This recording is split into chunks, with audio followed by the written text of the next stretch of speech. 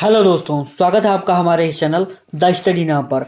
अपने हिंदी की क्लासों को आगे बढ़ाते हुए आज हम आपको अपने हिंदी की 12वीं क्लास पढ़ाएंगे। जैसा कि पिछले 11 क्लास हम आपको दे चुके हैं और ये सारे इंपॉर्टेंट क्वेश्चन की क्लासेस हैं। दोस्तों, आपसे विनम्र निवेदन है कि आप जाकर इसको अटेंड कर लीजिए। पिछली क्लासेस जो मैंने पढ़ाई है, चाहे वो जीके की हो, करंट अफेयर्स की हो, चाहे जो हो, वो सारे आप अटेंड कर लीजिए। ये सारे इंपॉर्टेंट क्वेश्चन की सीरीज चल रही है लगातार, तो आपसे निवेदन है, अगर आपको पढ़ना है तो आप प्लीज़ उसे जाकर देख लीजिए और अंत तक देखिए। 25 एमसीक्यू क्वेश्चन हमारे हर एक वीडियो में रहते हैं, 25 एमसीक्यू क्वेश्चन, तो उसे पूरा जब तक नहीं देखेंगे तब तक आप लाभ भी नहीं पाएंगे उसका, क्योंकि 2500 एमसीक्यू क्वेश्चन सारे इंपॉर्टेंट ही हैं लगातार। तो चाहिए देख लीजिए और शुरू करते हैं ये वीडियो बिना लेट किए। पहला क्वेश्चन है, निम्नलिखित में से गलत विलोम शब्द कौन सा है। कहा गया है निम्नलिखित में से गलत विलोम शब्द कौन सा है। घात का प्रतिघात, ये तो सही है दोस्तों। प्रसारण प्रसारण का संकुचन, ये भी सही है। खग का मृग, ये भी सही है। और ऑप्शन नंबर सी जो है, शाश्वत का सदैव, ये गलत होगा दोस्तों। शाश्वत का जो होता है विलोम शब्द वो होता है नश्वर। शाश्वत का नश्वर होता है, न कि सदैव। तो option number C is the right answer. Next question है, कहत नटत रीझत डॉट डॉट डॉट मिलत खिलत डॉट डॉट डॉट सही शब्दों का चयन करते हुए प्रस्तुत दोहे को पूर्ण कीजिए। अब कहा गया कहत नटत रीझत, अब इसमें क्या रहेगा, खीजत लजियात, खीजत बतियात, हसत या लजियात और हसत या खीजत। तो इसमें जो होगा दोस्तों, कहा होगा कहत नटत रीझत खीजत मिलत खिलत लजियात, ये होगा पूरा, यानी कि खिजत और लजियात होगा। Option number A is the right answer. Next question है, इनमें से कौन सी छंद शास्त्र की प्रथम पुस्तक है। छंद शास्त्र की प्रथम पुस्तक है काव्य प्रकाश, छंद सूत्र, रसिक प्रिया, छंद प्रभाकर। तो ये जो है दोस्तों, छंद शास्त्र की जो प्रथम पुस्तक है वो है छंद सूत्र। Option number B is the right answer. Next question है, वाक्य और उसके भेद से संबंधित कौन सा जोड़ा गलत है। गलत पूछा गया दोस्तों। बच्चे नाश्ता करके विद्यालय गए, सरल वाक्य है। जो प्रथम आएगा वो पुरस्कार पाएगा, मिश्र वाक्य है। नेता ने भाषण दिया और चला गया, संयुक्त वाक्य है। लक्ष्मी गई और सोफिया आ गई, सरल वाक्य है। तो ये है दोस्तों, पूछा गया है। तो इसमें जो गलत होगा दोस्तों, कौन सा जोड़ा गलत है, तो बच्चे नाश्ता करके विद्यालय गए, ये भी एक सरल वाक्य है। जो प्रथम आएगा वो पुरस्कार पाएगा, मिश्र वाक्य सही है। संयुक्त वाक्य, ये नेताजी ने भाषण दिया और चला गया, ये भी संयुक्त वाक्य है। लेकिन लक्ष्मी गई और सोफिया आई, ये भी एक प्रकार का जो है दोस्तों सरल वाक्य ये नहीं है। ये मिश्र वाक्य होगा या संयुक्त वाक्य होगा, लेकिन ये जो है सरल वाक्य नहीं होगा। सरल वाक्य मतलब एक सिंपल सा है, लेकिन इसमें देखिए दो को मिलाया गया, लक्ष्मी गई और सोफिया हो गई, ये एक प्रकार का मिश्र वाक्य के अंतर्गत आता है। Option number D is the right answer, क्योंकि ये जोड़ा गलत है। नेक्स्ट क्वेश्चन है, इनमें से किस शब्द के पर्यायवाची गलत हैं। इनमें से किस शब्द के पर्यायवाची गलत हैं। कमल, जलज, पंकज, सरोज, पुष्प, कुसुम, पुष्प का कुसुम, फूल, सुमन, सरस्वती का गिरा, भारती, वाणी, सूर्य का दिवस, याम, वासर, किसका जो है गलत है, ये पूछा गया है दोस्तों। तो इसमें बता दें दोस्तों, ये जो होगा इसका यहाँ पर जीके जी लिखा है दोस्तों, लेकिन यहाँ पर जो है हिंदी होगा। ये मैं भी देख रहा था थोड़ा सा, लेकिन ये थोड़ा सा गलत हो गया है। यहाँ पर जो है हिंदी होगा, न कि जो है जीके जीएस की क्लासेस दूसरे में है। तो इसमें पूछा गया है, इनमें से किस शब्द के पर्यायवाची गलत हैं। तो ये जो गलत होगा, तो कमल का जलज, पंकज, सरोज, ये सही है। पुष्प का कुसुम, फूल, सुमन, ये भी सही है। सरस्वती का गिरा, भारती, वाणी, सूर्य का दिवस, याम, वासर। तो इसमें जो गलत होगा दोस्तों, वो ऑप्शन नंबर डी, सरस्वती का भी सही है। डी का होगा दिवस, याम, वासर। इनमें से गलत पर्यायवाची, क्योंकि दिवस को दिन के होते हैं दोस्तों। इसका मतलब जैसे कोई दिनांक हो गया, तारीख हो गया, उसको दिवस कहते हैं, न कि सूर्य को। नेक्स्ट क्वेश्चन है, किस व्यंजन का उच्चारण स्थान तालव्य है। गा, झा, ना, मा। तालव्य पूछा गया है दोस्तों, तो तालव्य का पूछा गया है, तो ये होगा दोस्तों झा। ऑप्शन नंबर बी, झा का उच्चारण स्थान जो है वो तालव्य होगा। Option number B is the right answer. Next question है, अचूक विशेषण के साथ संयुक्त क्रिया है। अचूक विशेषण के साथ संयुक्त क्रिया क्या है। चोट, नेत्र, निशाना, जवाब। तो अचूक जो होगा दोस्तों, मतलब अचूक विशेषण के साथ संयुक्त, तो वो निशाना होगा। जैसे निशाना तुम्हारा अचूक है, तो ये जो होगा option number C is the right answer.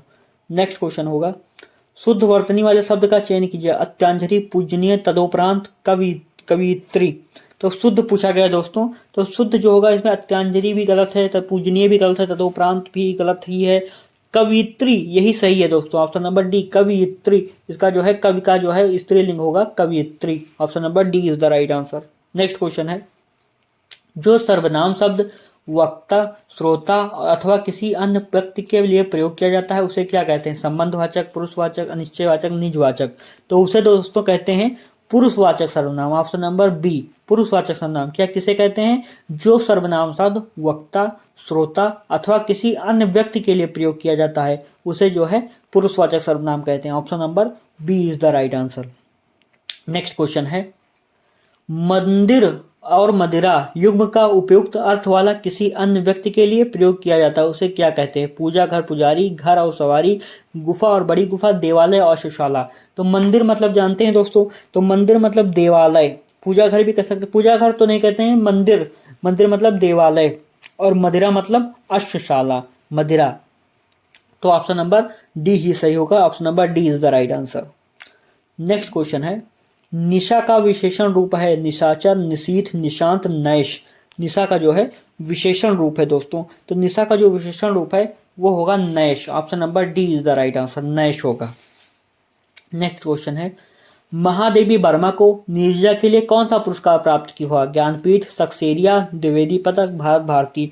तो महादेवी वर्मा को नीरजा के लिए जो दोस्तों वो है सक्सेरिया पुरस्कार प्राप्त हुआ था। ऑप्शन नंबर बी, सक्सेरिया पुरस्कार। नेक्स्ट क्वेश्चन है, निम्नलिखित में से कौन से शब्द री की मात्रा का उपयोग हुआ है? कौन सी शब्द में री की मात्रा का उपयोग है? क्रिया, वर्षा, रिपु, वृष्टि। तो इसमें देखेंगे री की मात्रा जो है नीचे लगती है, तो ये होगा वृष्टि। ऑप्शन नंबर डी, वृष्टि में प्रयोग किया गया। Option number D is the right answer. Next question है, धुंधला शब्द में विशेषण है संख्यावाचक, गुणवाचक, सार्वनामिक, उपयुक्त में से कोई नहीं। तो धुंधला देखिए एक गुण बता रहा है कि ये धुंधला है, जब फोटो धुंधली है तो फोटो का गुण बता रहा है कि ये फोटो जो है धुंधली है, तो गुणवाचक विशेषण। Option number B is the right answer.